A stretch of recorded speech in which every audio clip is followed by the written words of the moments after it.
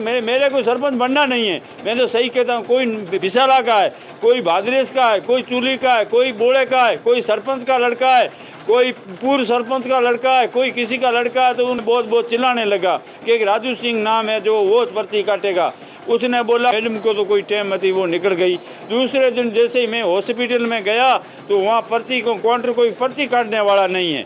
दोस्तों, हम बाड़मेर के विशाला गांव से निकल रहे थे तो उसी दौरान हम यहां पर रुके थे नाश्ता पानी के लिए। तो हमारे पास एक भाई साहब आए और वह अपनी कई शिकायतों को लेकर हमारे सामने फरमाइशें रखने लगे कि हमारे गांव में यह सुविधा नहीं है, वह सुविधा नहीं है, हमारे गांव में ये नेता आए परंतु वोट दे दिए पर कोई सुविधा नहीं हो रही है। तो इनसे बातचीत करेंगे, इनकी मन की क्या बात है वह जानेंगे, इनके गाँव में क्या परेशानियाँ हैं वह जानेंगे, उनसे बात करेंगे। क्या नाम है आपका? मेरा नाम इशाक खां है, मैं साहब विशाला का निवासी हूँ, मेरा गांव विशाला ही है। मैं हॉस्पिटल की एक स्थिति बताता हूँ कि अभी मैं बुराई तो नहीं कर सकता हूँ कि खुद हमारा ही विधायक है, हमारे भाजपा का, मैं भाजपा में हूँ, विधायक का बुराई तो नहीं करता हूँ। विधायक हमारे गांव में आई थी, जब मैंने विधायक साहब को कहा कि मैं शिकायत किसी की नहीं करता हूं, मैडम आप जाके 2 मिनट जाके यहाँ हॉस्पिटल का सर्वे करो, आप देखो खाली कुछ करना कुछ नहीं है। तो मैडम ने, मैंने कहा कि मैं वापस आऊँगी, मैडम को तो कोई टाइम मत, वो निकल गई।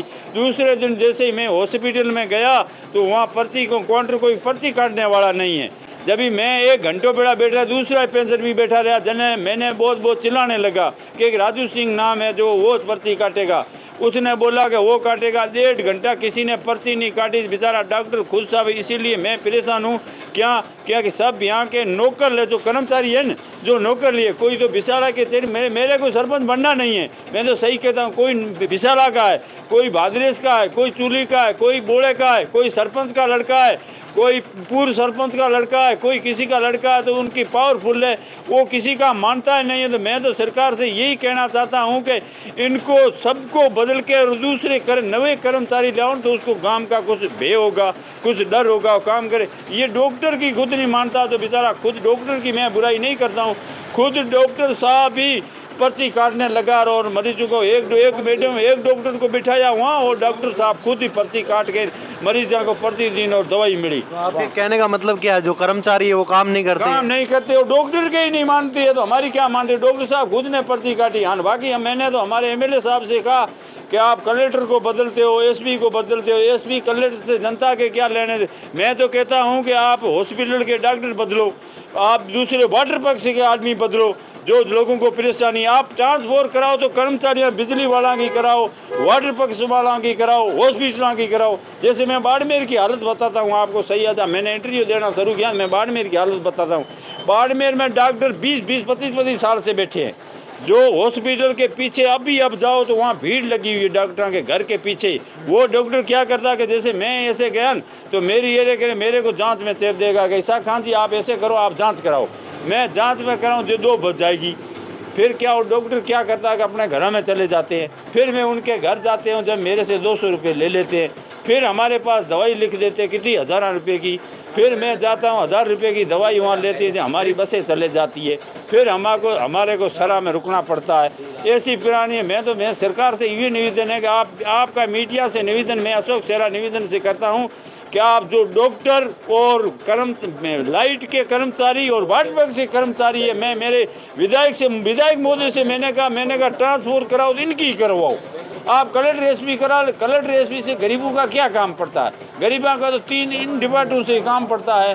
तो हम तो एमएलए साहब ने, मैंने कहा कि पहले तो मैंने कुछ की ट्रांसपोर्ट करवाई है, अभी भी ये आचार संहिता लगी, इसके बाद एमएलए साहब ने कहा मैं सभी की ट्रांसपोर्ट करवा दूंगी, आपके गाँव में सुधार होगा।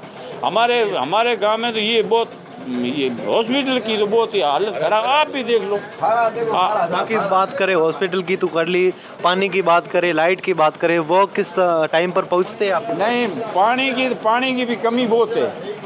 पानी तो बिल्कुल है ही नहीं गांव के अंदर, कोई लाइट है ही नहीं। ये 40 पुरानी है जो लगी थी, ये विशाला की 50-60 साल पहले लेने लगी थी। अब वो कहते थे पानी पीछे से आ रहा, नो खराब, तो लेने नवी लगाओ, नई पाइप लगाओ। अपन जो घर ठाता हूँ 100 साल में वही बिखर जाता, दूसरा बनाना पड़ता है न।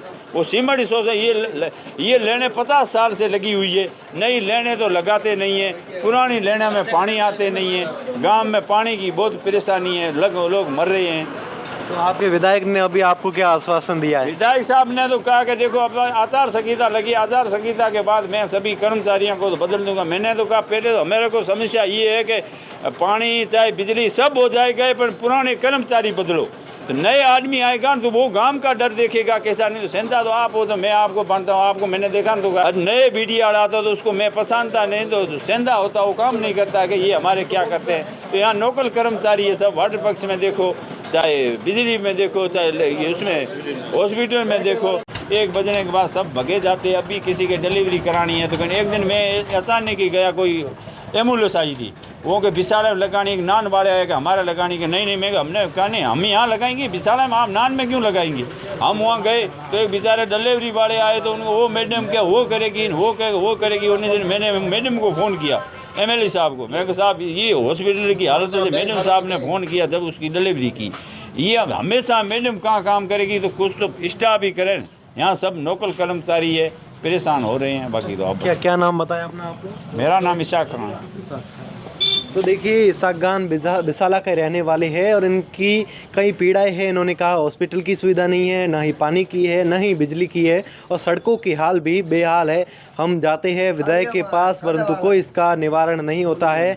हम भटकते रहते हैं परंतु कोई इसका निवारण नहीं होता है। ऐसे ही अपडेट के लिए जुड़े रहिए द खटक से। मैं आपका साथी राजेंद्र सिंह।